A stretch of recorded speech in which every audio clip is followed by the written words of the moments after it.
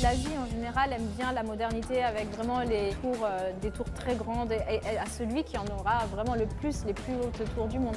Je dirais sur tout le long, sur toute l'avenue de Jalanalor, il y en a droite, gauche à en perdre la tête. Donc là, il n'y a plus qu'un choix à faire, c'est choisir le resto qui vous convient, quoi. Nous avons seulement payé pour ce 70 mètres carrés 400 000 €. Je ne suis pas sûr que vous puissiez acheter quoi que ce soit à Paris ou New York avec ce budget. Donc oui, la qualité de vie est vraiment agréable. Vous pouvez voir qu'il y a un tout petit bébé là qui va se faire baptiser. Ça, c'est la première fois que je vois ça en 9 ans. À 2 minutes de la maison, on part dans la nature, on est là et c'est hyper agréable. Et les cascades, franchement, moi je suis fan de cascades et j'ai l'impression d'être en kiff tout le temps, quoi. C'était la vie en Asie qu'on a toujours voulu avoir. Les enfants, on veut leur transmettre toute cette ouverture d'esprit. Et ici, c'est vrai qu'il y a tout ce mélange de cultures. Parce que Kuala Lumpur, c'est vraiment le respect de toutes les cultures et toutes les religions. Bonsoir et bienvenue à tous. Dans 66 minutes, grand format, elle se classe régulièrement en tête des villes où il fait bon s'expatrier. À 10 000 km de la France, Kuala Lumpur est un petit paradis et l'une des villes les plus dynamiques d'Asie du Sud-Est. La capitale de la Malaisie est idéalement située au carrefour de toute la région, baignée par un climat tropical. Elle offre tout à la fois une économie florissante, un cadre idyllique et un coût de la vie très abordable. Et une gastronomie hors pair aussi. La ville est en effet l'un des hauts lieux de la street food avec des centaines de petites échoppes, toutes plus délicieuses les unes que les autres. De nombreux étrangers ont choisi de s'y installer, parmi lesquels des Français dont le nombre a doublé depuis une dizaine d'années. Immersion signée Léa Delfoli et Nejma Bentrada. Kuala Lumpur, une ville au cœur d'une végétation luxuriante. Sur les hauteurs, les créateurs d'une marque malaisienne de vêtements ont organisé le shooting de leur prochaine collection et ont fait appel à cette Française, Elisa, conseillère en communication. Il y a tout comme environnement pour le travail. Ouais, non, c'est clair. Ça, c'est les perks of photoshoot. Ok, I'm coming with you guys. Donc oui, non, c'est super. C'est vrai qu'on peut aller dans des endroits magnifiques dans l'Asie en règle générale et ça, c'est vraiment chouette. Ouais. On aura le repas juste ici tout à l'heure. Donc c'est sûr que c'est plutôt cool. On n'est pas dans un bureau parisien. Non, c'est vrai, ambiance un peu différente. Arrivée en Malaisie il y a 10 ans, Elisa y a posé ses valises et tente aujourd'hui de se faire un nom dans le monde de la mode. The tree more on the side, that was better, I think. Elle a pour mission de développer cette marque et de l'implanter sur le marché européen. Les vêtements sont confectionnés avec un tissu traditionnel que l'on trouve en Asie. Ça s'appelle du batik. Et donc le batik, c'est une technique d'impression qui utilise de la cire. La cire, en fait, crée le motif. C'est vraiment une technique artisanale et ancestrale, en fait, de la Malaisie. Et donc c'est vrai qu'avoir un nouvel œil, ça permet d'apporter un différent aspect au motif. Et voilà, de rendre ça peut-être un peu plus moderne, un peu plus contemporain. Elisa est responsable de cette marque depuis seulement un mois et elle fait déjà l'unanimité auprès de ses collègues. Elisa est très joyeuse et il est très agréable de travailler avec elle. En plus, nous avons les mêmes goûts, nous aimons les mêmes choses et les mêmes marques. We leave it because you could have also worn like a light color pants. Or we stick like this. Comme elle, ils sont au moins 3000 Français à s'être laissés séduire par cette capitale idéalement située au cœur de l'Asie du Sud-Est. À 13 heures de vol de la France, Kuala Lumpur, capitale de la Malaisie. Près de 2 millions d'habitants, une ville en pleine expansion, considérée depuis ces dernières années comme l'une des plus branchées de la région. Des centaines de gratte-ciel, dont les plus célèbres, les tours Petronas, côtoient les quartiers traditionnels chinois et indiens. La ville est un modèle de coexistence entre plusieurs religions, l'islam, l'hindouisme, le bouddhisme et le christianisme. KL pour Kuala Lumpur, comme aiment l'appeler ses habitants, a des atouts à faire valoir. Elle est l'une des métropoles les moins chères du monde, et il est facile de s'y établir pour tenter l'aventure. Florian a ouvert un restaurant français il y a 5 ans.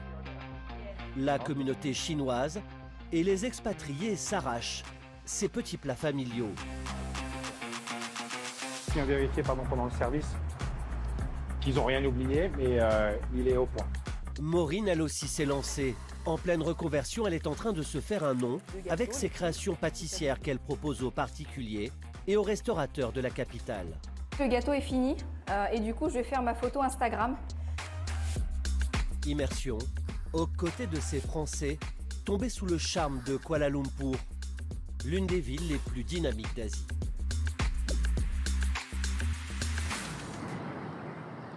Au nord de la ville, Mont Kiara, le quartier des expatriés. Il est 7 h du matin. C'est ici, au 17e étage de cet immeuble ultramoderne, que vit la famille Geza.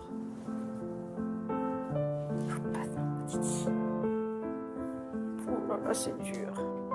C'est dur le réveil. Adeline est une ancienne infirmière. Elle est aujourd'hui guide touristique. Elle a suivi son mari Damien, commercial muté à Kuala Lumpur il y a 9 ans. Leurs 2 enfants, Timéo et Tilia, sont nés ici. Leur scolarité, c'est le poste qui leur coûte le plus. 1 000 € par mois pour la crèche et l'école française. C'est ce qu'on dit souvent aux gens quand ils nous demandent si c'est compliqué de vivre en Malaisie, si financièrement avec tant de salaires ils peuvent s'en sortir. On leur dit que bon, clairement il faut 2 salaires parce que dès qu'on commence à avoir des enfants, il faut une couverture santé, il faut payer les écoles et l'école française fait partie des moins chères en plus. L'école américaine, l'école anglaise sont quasiment 2 fois plus chères. Donc ça fait un sacré budget en fait. Ils gagnent 7 000 € net par mois à 2. Des revenus très confortables selon eux. Là, on est sur un petit déj à la française. Ouais, très français. Seul bémol, le pain local très loin de notre baguette à leurs yeux. Il est décevant, il est déjà à moitié sec. Ça manque, hein, le pain, les croissants. En bas, on peut trouver des croissants. Mais pareil, ils vont sortir vers 8h30, 9h. Ils font des trucs un peu qui réchauffent juste et c'est correct. Mais bon, c'est pas la France, quoi. Il est 25. Vas-y, ouais. Malgré des petits désagréments culinaires, On fait la course, on fait la course. la famille Geza a trouvé ici une qualité de vie qu'elle n'avait pas chez elle en Lorraine. Chaque enfant a sa chambre. Allez, la frimousse. Et pour cet appartement de plus de 180 mètres carrés, il paye seulement 800 € par mois. On est toujours à la bourre, au moins ça permet d'éviter les bouchons. Hein. Après 10 ans dans le pays, Damien a adopté le moyen de locomotion préféré des Malaisiens. En scout, c'est garanti, c'est toujours 2-3 minutes de scout et on est arrivé. L'école française se situe à seulement 1 kilomètre de chez eux. Mais tous les matins, il faut faire vite pour éviter les bouchons qui se forment rapidement. On va se mettre là-bas, tu sais. Petit parking là. Voilà. Ok, descends à droite. C'est bon? Let's go. On y va, Titi? C'est l'heure, hein? Ouais, t'es prêt? Ouais, t'es content? T'es content? Y'a ta chérie? Waouh, d'accord. Allez, on y va. L'établissement compte 600 élèves et pas moins d'une quarantaine de nationalités. Une école à l'image de la ville, multiculturelle et cosmopolite, et qui attire chaque année de plus en plus de Français et d'étrangers. À l'ouest de la ville, le quartier populaire de Selayang. Son marché est le poumon de la capitale. Fruits exotiques, légumes, viandes et poissons, ou épices en tout genre. C'est ici que Florian, restaurateur français, vient s'approvisionner tous les jours. Canada. La tête de poisson, oui, j'en ai ici. Garupa tala. Garupa, kepala garupa. Si Florian parle couramment malais, c'est parce qu'il est installé ici depuis 13 ans. D'abord venu en vacances, il est tombé amoureux de la ville. La spécialité de ce breton, c'est le poisson qu'il met à l'honneur et à toutes les sauces sur la carte de son restaurant. 1 kilo, c'est 3 €. Pour la soupe, je mets 5 différents poissons locaux dans la soupe. Il a fallu que je fasse beaucoup d'essais au départ parce que par rapport à la recette que mon père m'a transmise, les poissons ne sont pas les mêmes ici en Malaisie. Donc il a fallu que je trouve des équivalences. Et parfois ça ne marchait pas, c'était trop fort en goût, etc. Donc j'ai fait pas mal d'essais et donc du coup je mets toujours 5 types de poissons dedans, et dont le bar local et le mérou local. Cassé. 11 € en tout, c'est pas mal. C'est une bonne affaire, c'est une bonne affaire, ça va. En s'installant ici, ce fils de restaurateur s'est lui-même tout naturellement lancé dans la cuisine. Son restaurant affiche complet plusieurs soirs par semaine. Il faut dire que les Malaisiens raffolent de la gastronomie française, qu'elle soit salée ou sucrée. Sois gentil, mon chéri. T'es gentil, mon amour. Vas-y, descends. T'es un grand garçon, vas-y, descends. Non, non, non, non, non. Maureen, 36 ans, est pâtissière à domicile. Mais voilà, en gros, depuis 5 heures, ouais, depuis 5 heures, c'est à fond. Donc là, je débarrasse ça pour stopper la cuisson. Hop. Elle a quitté la France il y a 10 ans. Elle a d'abord vécu à Singapour et au Cambodge, avant de s'installer ici il y a 1 an et demi, avec de grandes ambitions.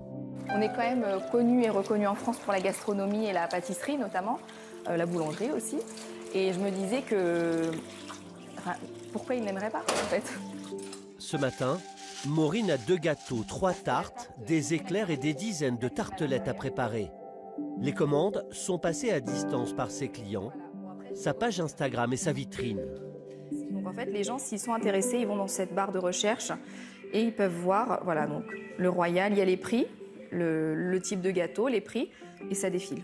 Donc ça fait à peu près entre 28 et 30 euros, la tarte aux fruits pour 6 personnes. Ces créations originales, dont les photos sont postées tous les jours, font saliver ses près de 3000 abonnés. Maureen sait aussi bien manier la spatule que les réseaux sociaux. C'est d'ailleurs grâce à eux que sa carrière a décollé, lorsqu'elle a organisé il y a 1 an un concours de pâtisserie sur Instagram. Ne touche pas, attends pas encore. Donc là, du coup, vu que c'est aux fruits rouges... Salut mon chéri! Elle a rencontré son compagnon Anthony en vacances à Bali. À l'époque, il était footballeur professionnel. Depuis la fin de sa carrière, il s'est reconverti dans la vente en ligne et assiste aux premières loges au succès grandissant de sa femme. Beaucoup d'heures, avec beaucoup à 5h du matin, beaucoup de levées à 5h du matin, ensuite avec les garçons qui se réveillent, les départs pour l'école, etc. Donc ouais, ça fait beaucoup de boulot, puis il y a le temps de course, etc. aussi, de faire les achats et autres. Donc ouais, c'est beaucoup de boulot. C'est beaucoup de boulot, donc on est fiers d'elle. Donc là, le gâteau est fini et du coup, je vais faire ma photo Instagram. Il faut dire que Maureen ne compte pas ses heures pour se faire une place à Kuala Lumpur. Après l'instant photo, pas de temps à perdre, car une seconde journée commence. La jeune femme fait ses livraisons elle-même. Enfin, en général, car sa première cliente, visiblement très pressée, a fait le déplacement elle-même. Bonjour. Elle lui a passé commande pour un grand événement. Oui, c'est l'anniversaire de ma fille. Les tartes aux fruits ont l'air vraiment bonnes. J'en prendrai une peut-être une prochaine fois. Yes. Okay. Thank you.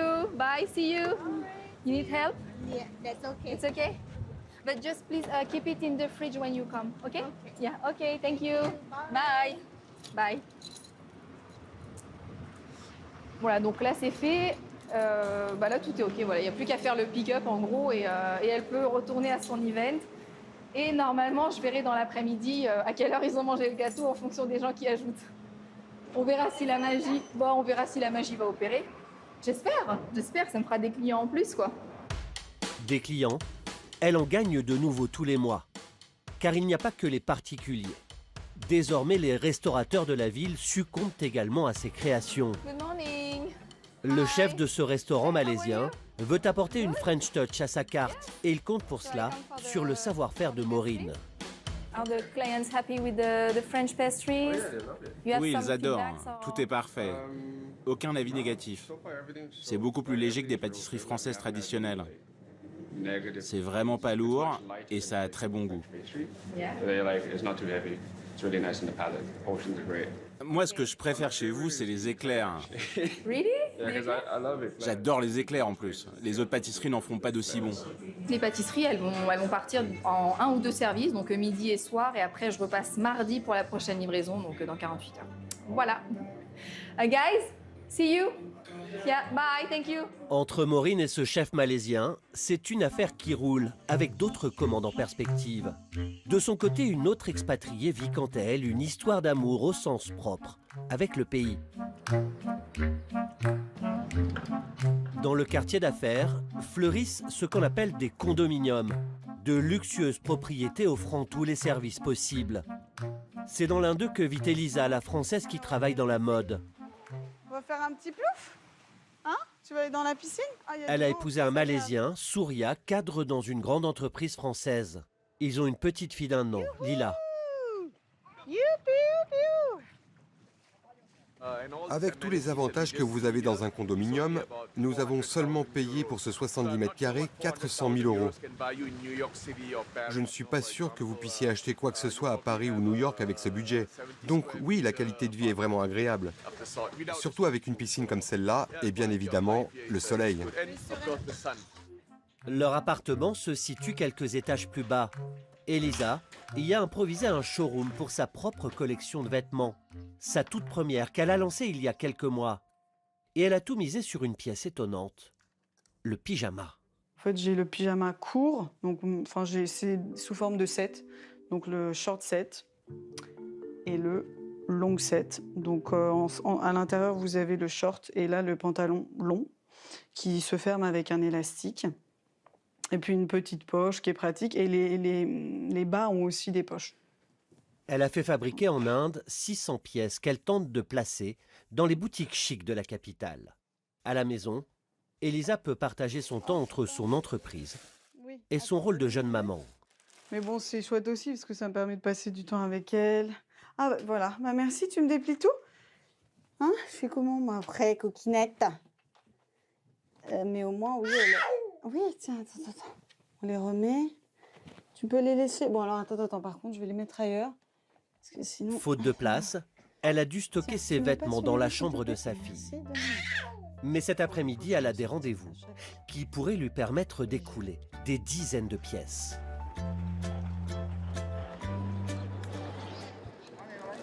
Changement de décor, au nord de la ville, loin des buildings. Enchantée. C'est comment votre nom? Adeline, l'ancienne infirmière devenue guide touristique, a rendez-vous ce matin avec ses 3 touristes françaises. Donc je vais vous accompagner aujourd'hui pour la visite de ce temple hindou. Le site qu'elle va leur faire découvrir est l'un des plus visités de la capitale. Les grottes de Batu, qui abritent un temple religieux encore en activité. Mademoiselle, il faut mettre un pantalon. Et en fait, il faut que ce soit en dessous du genou. Pour accéder à ce lieu sacré, elles vont devoir se couvrir les jambes. Ils pensaient avoir prévu avec les 3 baskets. Ben oui. C'est vrai que j'ai oublié de le dire sur le groupe que c'était en dessous du genou. Le temple se mérite. 272 marches à gravir, 15 minutes de montée, au milieu des singes. Allez, arrivez. Le temple sacré se situe dans une grotte gigantesque de calcaire, formée il y a plus de 200 millions d'années. C'est le plus grand lieu de culte hindou, construit en dehors d'Inde, et c'est aussi un des monuments les plus visités de toute l'Asie. Vous pouvez voir qu'il y a un tout petit bébé là qui vient. Enfin, en fait, il va se faire baptiser. Donc, on le sait par rapport au fait qu'il ait la tête rasée, puis ils lui mettent un peu de peinture jaune beige sur la tête. Donc là, c'est une cérémonie où en fait, ils vont le bénir, le baptiser. Donc, on a la chance de voir ça. C'est la première fois que je vois ça en 9 ans. Ouais, c'est trop mignon. 5000 pèlerins se pressent ici tous les jours. C'est dans ces grottes qu'ont été découverts les vestiges des tout premiers habitants de Malaisie. Seule sur la photo. Merci. On va changer totalement de décor. Là, on va un peu aller dans la modernité. Donc déjà, on va redescendre toutes les marches. Est-ce que c'est bon? Vous êtes armés? La prochaine visite va se dérouler dans le quartier d'affaires appelé le Triangle d'Or. C'est là que se situent les célèbres tours Petronas qui ont fait la renommée de la ville.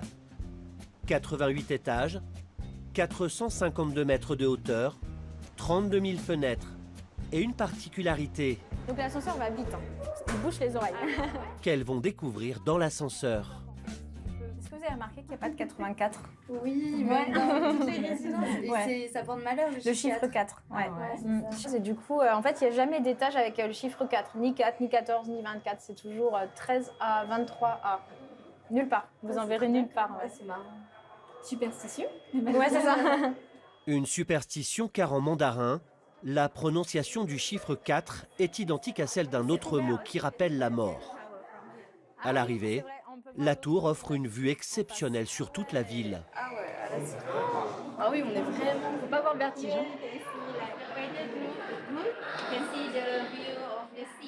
C'est un peu la compétition avec le Moyen-Orient et toutes les tours qu'on peut voir, justement cette fameuse tour de Dubaï.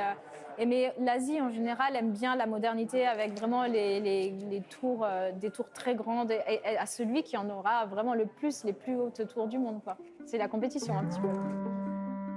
Paris réussi pour le pays. Les tours Petronas figurent aujourd'hui dans le top 10 des plus hauts gratte-ciel du monde. Il est 17h.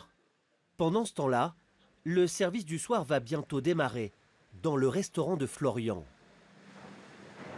Okay, so I brief about the special today. So the imported Japanese Kampachi fish fillet is actually Kampachi is amberjack. It's a very nice fresh fish from the Japanese sea. Fillet and pan-fried with some Provençal herbs. We cook it medium rare. This you must inform the customer. It's best cooked medium rare. If they want more cooked, no issue, we can fully cook, but the best to eat is medium rare with the Bourgogne Ligoté wine. So later you can push this wine. Let's go. Service supposed to be starting now. Any reservation? Le chef français dirige une brigade de 7 personnes.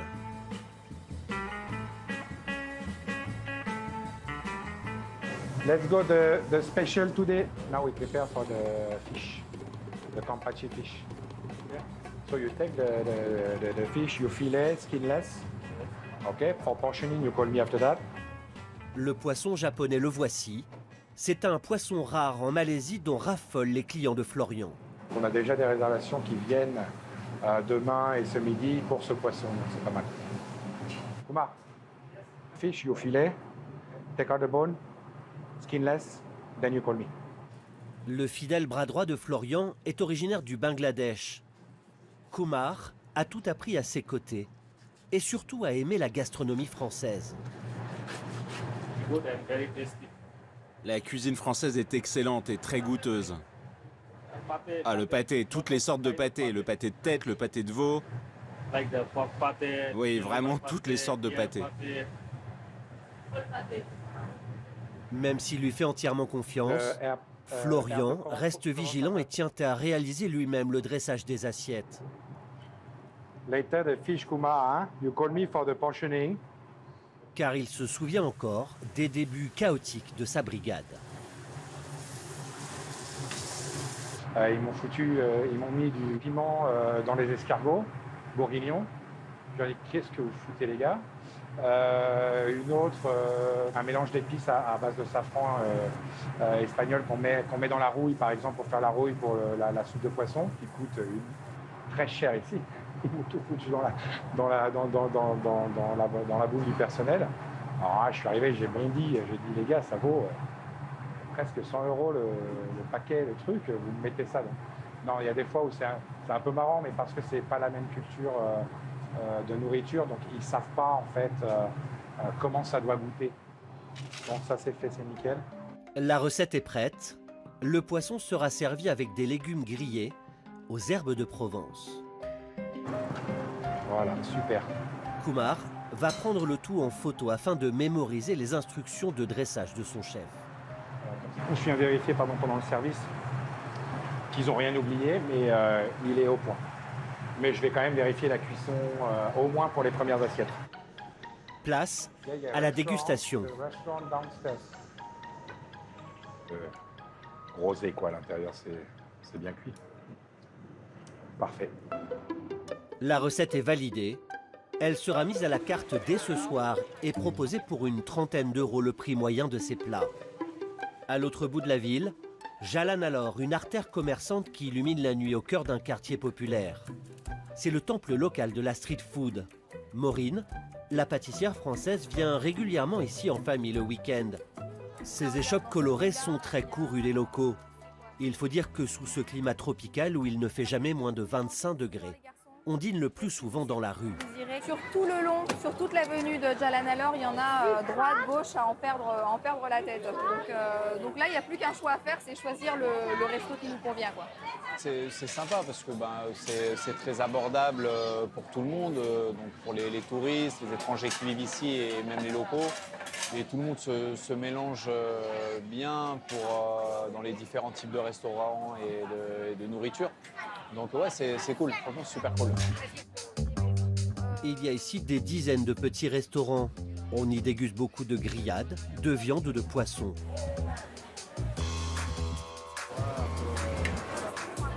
Si l'endroit fait surtout le plein le soir, les Malaisiens peuvent y grignoter, quelle que soit l'heure de la journée. Allez, va t'asseoir. Ah, terima kasih.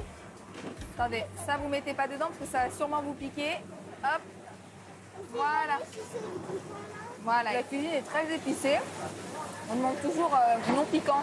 Généralement, les satés, c'est pas piquant, donc on le sait. Mais pour les enfants, oui, c'est épicé. Après, lui, il mange épicé. Hein. Attention, il a que 4 ans, mais il mange épicé. Sovan, un peu moins, il n'est pas habitué. Mais lui, vu qu'il va à l'école locale et que la TSEM, en gros, prépare le repas, plein de curry, plein de, même des fois du piment aussi. Donc, oui, ça lui va. Vous voyez, la sauce, ici, au lieu du ketchup, ils mettent de la sauce chili. Ils ont tellement l'habitude, les enfants, de manger épicé ici, que du coup, ils mettent du chili.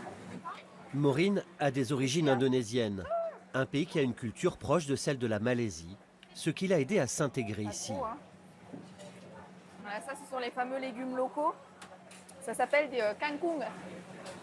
Très bon. Maintenant, place au dessert. Et Maureen a sa petite idée qui est loin de plaire à tout le monde. Goûter du durian, un fruit au drôle d'aspect, gros comme un ballon de rugby. Je suis la seule à aimer ça. Je veux le faire goûter quand même aux enfants pour qu'ils sachent, pour qu'ils connaissent un peu les fruits. Faut pas compter sur lui pour le manger. Le durian est un fruit très populaire, mais il est surtout réputé pour son odeur nauséabonde, à tel point qu'il est interdit dans certains lieux publics, comme les hôtels ou les transports en commun. En général, on l'adore ou on le déteste. Il y en a encore plein à l'intérieur. Là, quand on va l'ouvrir tout à l'heure, si on arrive à le manger, bien évidemment, on va l'ouvrir, il y aura encore plein de quartiers comme ça. Et à l'intérieur, il y a des gros noyaux. Donc, la texture est assez bizarre, elle est même un peu filandreuse et crémeuse à la fois. Et pour moi, elle a un goût de... Donc pour lui, c'est plutôt du fromage. Moi, ce serait plutôt de l'oignon un peu pourri, mais raffiné. Il y a plein de variétés de durian et celui-là, c'est vraiment le top. Donc, quitte à manger un truc qui pue, autant se faire le top. Pas sûr que les enfants de Maureen soient du même avis. Non, mais goûte, mon chéri. Franchement, étonné, oui et non, parce que lui, il va aller... Non, il va à l'école locale, donc il a plein de... En fait, il aime tout ce qui est local. Tout ce qui est local. T'aimes bien ou pas? Moi, j'aime pas. Mais il est super bon. Et franchement, c'est trop bon. Même si la pâtissière française est loin d'avoir convaincu sa famille, le durian reste le dessert préféré en Malaisie. Un pays très attaché à ses traditions, mais qui depuis quelques années a succombé aux sirènes de la modernité. Dans le nouveau quartier des expatriés, des dizaines de centres commerciaux ont vu le jour. Et voici l'un des plus connus, celui de Bangsar. Les magasins de luxe côtoient les boutiques d'artisanat. C'est ici qu'Elisa va venir proposer ses nouveaux modèles de pyjamas. Elle vise la classe aisée de Kuala Lumpur. Ce centre commercial est quand même à taille humaine, donc pour le coup il paraît super grand, mais comparé à ce qu'il y a dans le centre de Kuala Lumpur, c'est relativement petit. Mais c'est une belle surface et surtout voilà, il y a une belle clientèle. Ça touche vraiment les gens que j'ai moi en tout cas dans ma cible, donc c'est plutôt un bel endroit stratégique. Ouais. Ces modèles sont en vente depuis janvier dans cette boutique. La française en a écoulé 3. Pas encore un best-seller, mais suffisant pour que le propriétaire en commande d'autres. Oui, ça aussi, on en a vendu. The headband, yeah, I can see. Yeah, this one I can see there were more. Okay. And about the baby? Non, pas tellement. Two of each. Ces modèles plaisent aux clients, mais ils sont coûteux, 150 € pièce, parce qu'Elisa les fait fabriquer en Inde et qu'elle doit payer des taxes importantes pour les importer ici. Donc là, c'est vraiment, je pense, éduquer le consommateur sur le prix et qu'il comprenne en fait vraiment tout le travail qu'il y a derrière en fait. Thank you. À 45 minutes de là, dans une forêt toute proche de la capitale, c'est un tout autre décor qu'offre la cascade de Serenda. Cette oasis au milieu de la jungle est un coin de paradis que seuls fréquentent les initiés. Et aujourd'hui, la famille Geza y vient pour la première fois. Comme d'hab, les gars. Ok. Oh, vous êtes prêts? Les gars, c'est bon? Ouais. Et 3, 2, 1, yes la famille! J'espère que vous allez bien, c'est la Déglingotive. C'est un plaisir de vous retrouver aujourd'hui pour une nouvelle vidéo à la cascade de Seranda. On est parti pour un petit trek à la journée.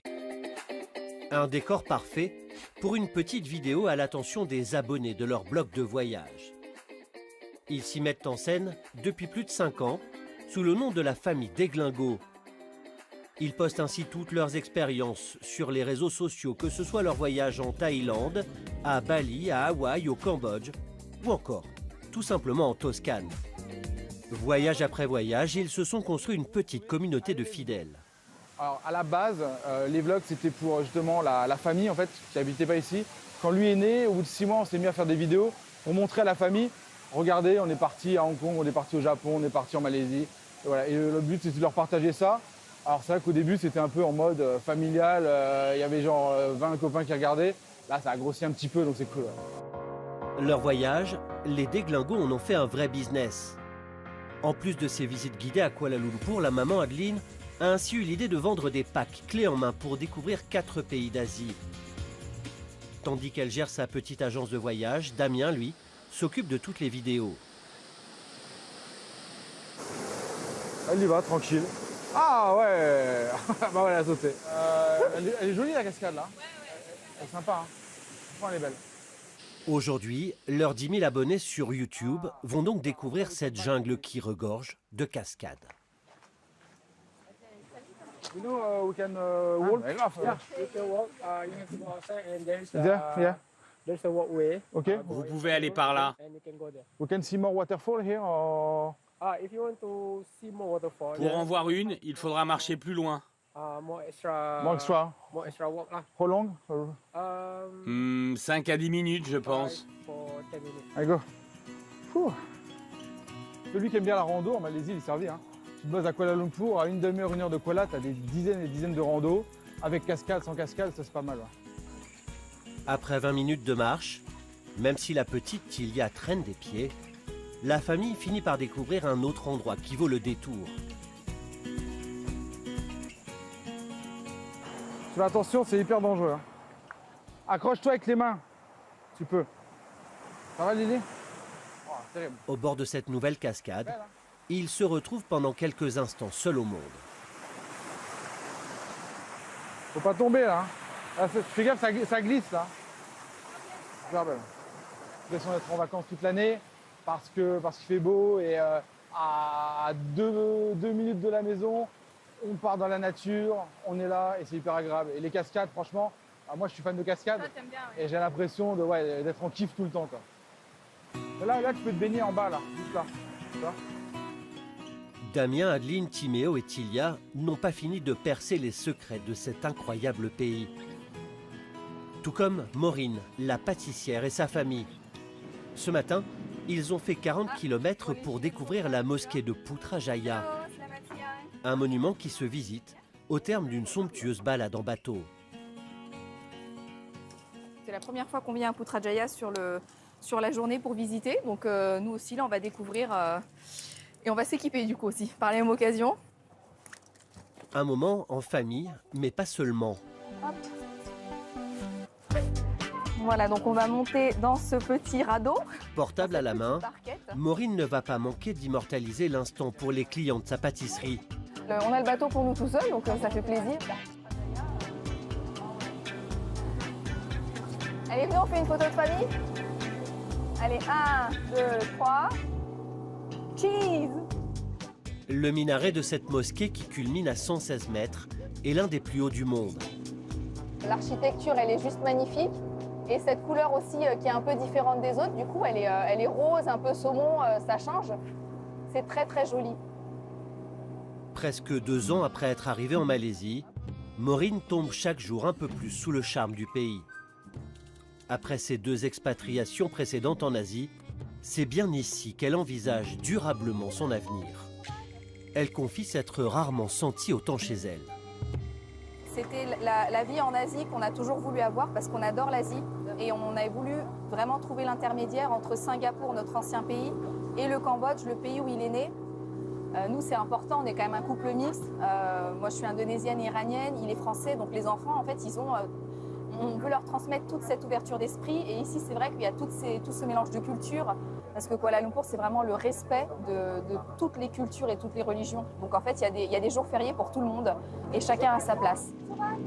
Là, par contre, s'il y a bien une chose où je peux me dire j'ai réussi dans ce qu'on a voulu faire, c'est leur transmettre tout ce respect. Ce respect, cette transmission par rapport à la culture, l'ouverture d'esprit. Une autre Française semble partie pour ne pas quitter de sitôt la capitale malaisienne. Ce soir, Elisa, la créatrice de mode, passe en cuisine, sous l'œil vigilant de sa belle-mère, Susila. Celle-ci va lui apprendre à préparer un charcueto, un plat traditionnel à base de pâte de riz et de gingembre.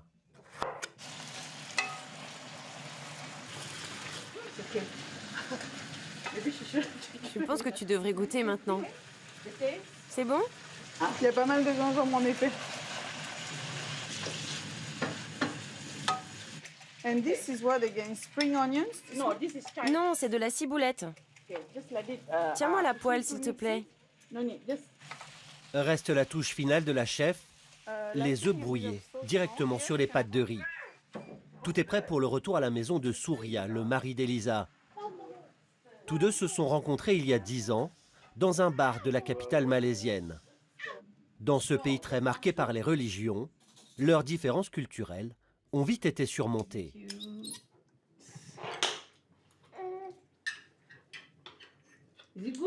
Est-ce que c'est bon, Lila? Il faut dire que les couples mixtes sont très répandus dans le pays.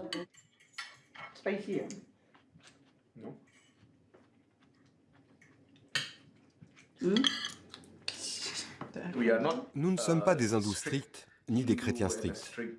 Je pense que nous sommes libéraux. Et c'est pourquoi il est facile de fusionner. Lila va grandir avec les deux religions. Quand elle va au temple, elle prie comme ça, et quand elle va à l'église, elle fait comme ça. Exactement comme on a été éduqués. Et cette rencontre entre les cultures plaît aussi à Susila, dont la famille est originaire d'Inde. Mon fils n'est pas marié à une indienne. C'est pas grave. Je suis heureuse avec ma belle-fille. Elle rend mon fils heureux. Il est heureux, donc je suis heureuse. Chez Florian, le restaurateur, c'est également une soirée sans accroc qui s'achève. La salle de 30 couverts n'a pas désempli. Malgré ses prix un peu élevés, son restaurant est aujourd'hui l'un des préférés de la classe aisée de la ville.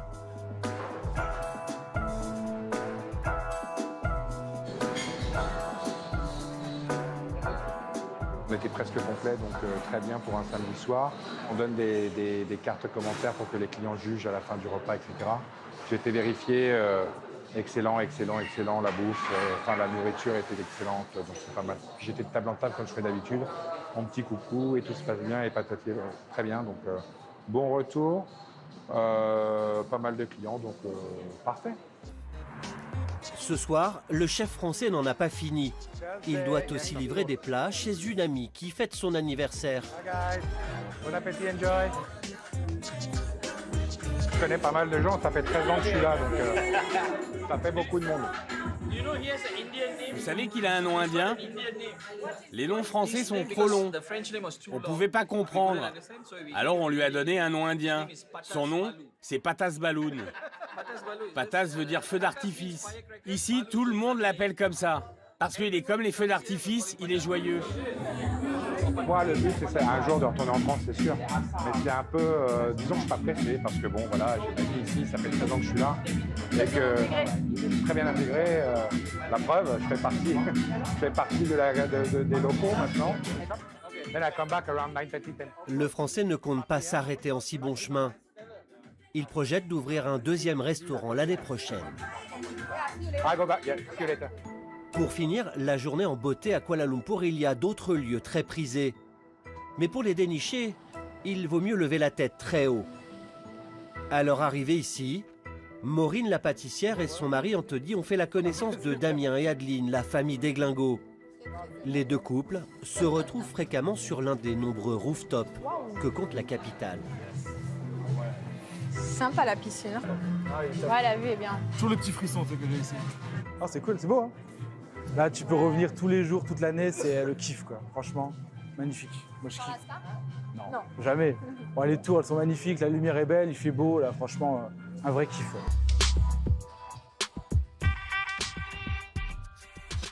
Un lieu des plus glamour qui a su rester abordable comme beaucoup d'établissements en ville.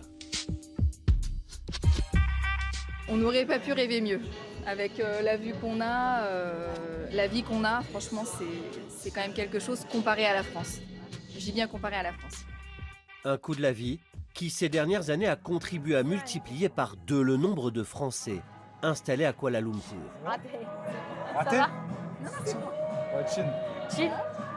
Il est bon, hein? C'est bon. Hein? Non, c'est bon. Franchement, c'est bon. Au début, quand on arrive en Malaisie, la famille n'a pas forcément compris. Ils ont vu une opportunité professionnelle, donc ils se sont dit c'est bien. Mais après, en fait, au bout de 2-3 ans, ils n'ont pas compris pourquoi on ne revenait pas. Parce que l'expat de base, c'était 2-3 ans. Et en fait, on a vite vu qu'on vivait bien à Kuala Lumpur. C'était hyper agréable, une vraie qualité de vie.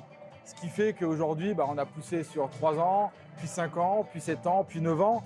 Et après, c'est compliqué d'avoir envie de rentrer en France, clairement. Quand on voit notre vie ici, notre vie là-bas, imaginons le même salaire, on a une qualité de vie qui est nettement meilleure ici. Et c'est compliqué d'envisager de revenir. Cette année, la capitale malaisienne a encore une fois été couronnée dans le classement des villes où il fait bon vivre et s'expatrier. Voilà, c'est la fin de ce grand format. Ne manquez pas, ce soir à 21h10, Capital, prix énergie, superficie, les nouvelles batailles de l'immobilier. À la semaine prochaine. Très belle soirée sur M6.